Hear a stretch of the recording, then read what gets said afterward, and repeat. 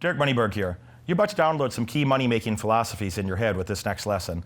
And once you do, go to moneyberg.com and let's accelerate your success even faster. It just seems fucked up, like if you can't go like eat what you want to eat, you got to think about the price of a meal, or you got to think about, can I afford to go? So how many of you had to think about it? And don't be shy about it, but how many had to think about it to like even travel here? Can I afford to travel where I want to? Don't that suck? I just think that sucks. I grew up, I don't know, much poorer than I'd like. I thought that, poor sucks balls. Dirty ones. Middle class is a lifestyle choice. If you grew up in third world poverty and you made it to the American middle class, good for you. Congratulations. And that means something, good for you. But if you were born here and like a middle class person and you chose to stay there, so what a bitch. What would you call that? What a fucking loser. Well, I'll tell you a couple thoughts I've been having about some money stuff, and I think some things would be very useful to you. Like, how many people you think you got like maybe you haven't thought about it this way, so I bet it's even more people than say so, but how many of you are aware that you have like an entitlement issue around money? You have valuable thoughts and ideas, and sometimes there's those blockages sometimes you put in your own way, where you go find some more fucking money and you haven't done it, or you haven't got as much as you could have. I think I did for sure. And what is that entitlement? You guys hear me talk about this sometime. Where does this entitlement issue come from? What does entitlement mean? Did you start something? Did you start something? Sure. How would that happen to be though? Like what does the emotion of entitlement feel like? Entitlement is no emotion, it's actually being yourself, and it's a normal situation for you. Man, a handsome, wise man said some shit like that. Entitlement is, his name was Derek. I think that is, the entitlement is a lack of emotion. Entitlement is the emotion you experience when you put your fucking shoes on. Entitlement is the emotion you experience when you go to your refrigerator and put your hand in there and take any damn thing you feel like it. In your underwear, naked if you feel like it. So, no, I mean, you have to feel the same way about money. If you think, whatever you think is a lot of money, whatever you think is a lot of money, like, unimaginable, well, you can't have that until you can't imagine it. Whatever that is to you, whatever you think is a lot of money, say, oh, I could never have. All right, when you say that shit to yourself, you're programming yourself that you never will have that shit. That's a real shame. That's a real shame. And, instead of having a thought like that ever, it should be, what would be necessary for me to deserve that? What would I have to do to get from here to there? What would be necessary for me to, that'd be normal that I would have some cash like that? And you have to think through. How many mathy engineer types in here? We got a lot of them, no doubt. You just got to backwards engineer it, guys. And it requires some social skills. It's not just math or linear or structural shit. It requires some social skills. It requires the thought of like, I might have to do something for a period of time and transition that into another thing. In engineering talk, you might think of that as a scaffolding, You fucking put up a scaffolding next to a building to make it a bit higher, a bit better, and you take that scaffolding away and you have left a fucking skyscraper, You take the fucking tower crane away later and there's a skyscraper. And you're like, well, I don't want a tower crane, I want a skyscraper. We can't build the fucking skyscraper without the fucking crane. You can't build the fucking next thing without there might be stepping stones or scaffolding that helps you get there that you take away later, but the primary thoughts about that you need to have is that, that you already deserve that shit, that you're engaging in a behavior that would be, a natural outcome the natural outcome would be something approximately like what you're envisioning if you engaged in, A, B, C, D, and you just woke up and did that shit regularly. And it's just a lifestyle choice. When I say, this offends some people, when I say like, poverty is a lifestyle choice. People are offended by that sometimes. And I said, well, no, dumbass, like it is. I grew up in American poverty, second or third percentile. But for most of you, for all of you really, I don't know who the exception would be, is like, $1 million is a lifestyle choice. And if you got 1 million, real soon on your mind would be, well, how do I get 2 million? And if you had that, you'd be thinking about 5 or 10, and so on. And like that's just a lifestyle choice. This is not an extraordinarily difficult thing. It's just changing a few thoughts in your head. I say incessantly, if you just change a couple thoughts, you'd change a couple behaviors. And if you behave differently, you'd have a different outcome, wouldn't you? When you start to see a positive outcome happen, it'd be very easy for you to double down on, like, well, shit, what else could I do? Just out of a place of curiosity, be like, well, what else could I do? This is going pretty well. He wasn't thinking about real estate half a year ago. You were 37% raise in your job, was 6 months, 7 months ago. It's like, that's not a joke. And how many of you got a job right now? Most of you probably have a job. I don't have a job, but yeah. Could you do without that? If you had more money from other sources, would you mind not going to your job anymore? Would you mind reallocating your time to something else? Yes. He would mind. He can go to a job anyway. So he would mind. Yeah, fuck that. There's nothing wrong with having a job, but the job should be that scaffolding we talked about. If you got a job right now, that should be the scaffolding to get on to the next thing. And a person that doesn't want more freedom in their life, I don't know, that's weird, man. That's weird. That's like a mental illness. You don't want more freedom in your life? Somebody said that, it'd be like something's wrong with that guy. It'd be like somebody that like kicked a puppy or something. Something's really wrong with that guy. That'd be wrong.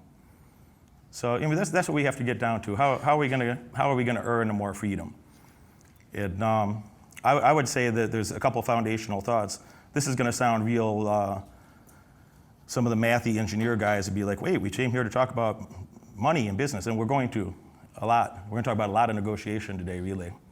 Because you don't get what you want in life, you get what you negotiate for. You know that? You don't get what you deserve, you get what you negotiate for. Nobody cares what you want. Nobody cares about what you deserve. It's like, well, what are you able to negotiate for? So a lot of today we're going to talk about negotiation. I'm going to have my friend Brandon Carter. You guys know Brandon Carter? Yeah. Brandon's going to come by in a couple hours. We're going to talk about some marketing as well. And how do we take some of this negotiation theory we're going to talk about in a bit and communicate that message. Marketing is just a communication to the public about an offering or a value proposition.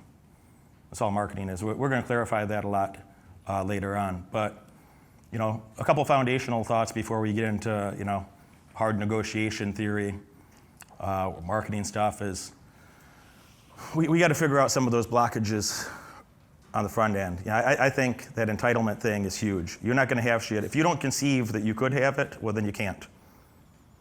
And it don't have to be anything tremendous. What are some of your goals for coming here? Just shout those out so I understand a little better. So how many of you, some things that I said in the marketing to encourage you to come. I said, who are the right people to come here? Is somebody that wants a raise or a promotion or a fat-ass bonus check, as I like to say, in your current job. How many are kind of in that category? And you might be in multiple categories. So got a job, would like a raise, a promotion, some bonus check. All right. How many of you already have some side income? Might not be a thriving business, but you already have some side income. That might be a couple of rental properties. That might be some drop shipping. Could be any number of fucking things. How many of you sold dope to children? That's what I was going to say next. This man raised his hands in anticipation. He's like, yeah, that's me. See, I did that. Fucking this morning, man. How many of you sold dope to children? And no, how many of you already have some side income of some kind, but you like a lot fucking more? Yeah. And who are the people that are already entrepreneurs? You're already doing something significant. Your primary income is from some entrepreneurial something. Yeah. And just shout out from any of those categories. What are a couple of goals that you have, in the midterm, short term, in the next few months, over the next 12 months? What are some goals that we need to achieve in these various endeavors? Build teams and duplicate. Yeah. Raising the bar in sales. Adding extraordinary value in corporate context by being a good communicator. The communication is so important, man. I used to think this is. I used to make fun of it, mostly in my own mind, more than I talked about it with others. But, they talk about this forever. For 20 years, I've been hear people say how, important communication is. And it'd be like, whatever, It's like, no, I'm good at math. Plenty of dumb people talk all day. But like, no, I'm good at math, and I'm learning more mathy stuff. And that's great. I learned a lot of mathy stuff. That was really useful. Who makes the most in organizations, especially like, engineers and amongst things like legal profession, medical profession, engineering, et cetera, is finance. Is the guy that can do the math the best There's a threshold. Now, being a good mathematician means you're going to have a good income for sure. For sure, you're going to have a good income. If you can do math, you're going to have a good income. Okay, but the guys that can do that, do have a proficiency at that, but are also excellent communicators, universally make the most money.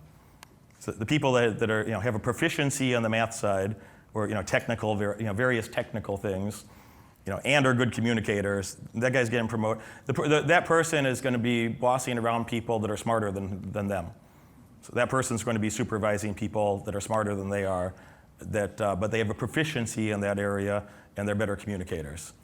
And finding the confluence of those two things in whatever structure or organization you're in, I can't exaggerate the importance of that.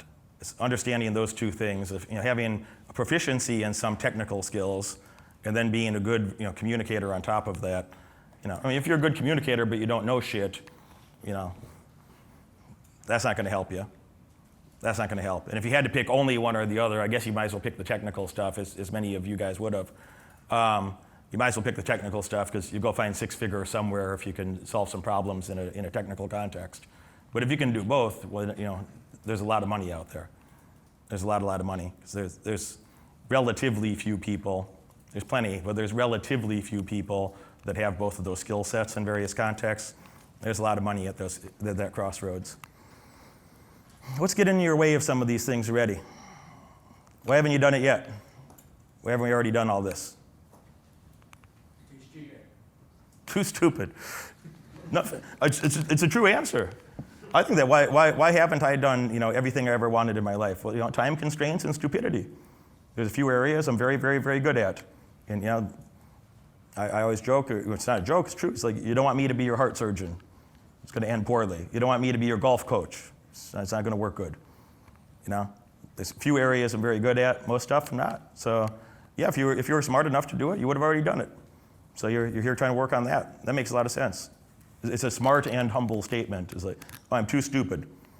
Or you get that? I don't just say that as an insult. I say that somewhat frequently.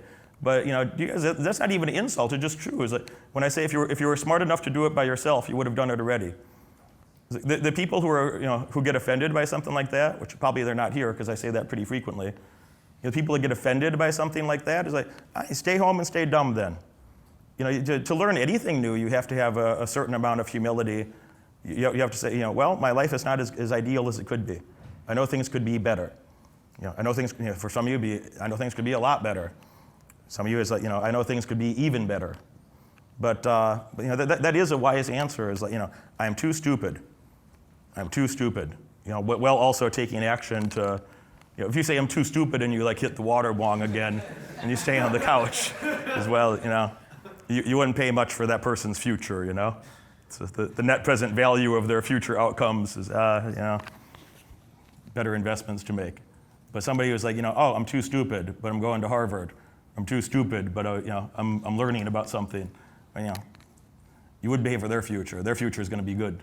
That person's going to have a bright future. That person's going to have a bright future. I think there's kind of four areas where you can really drive value, and it's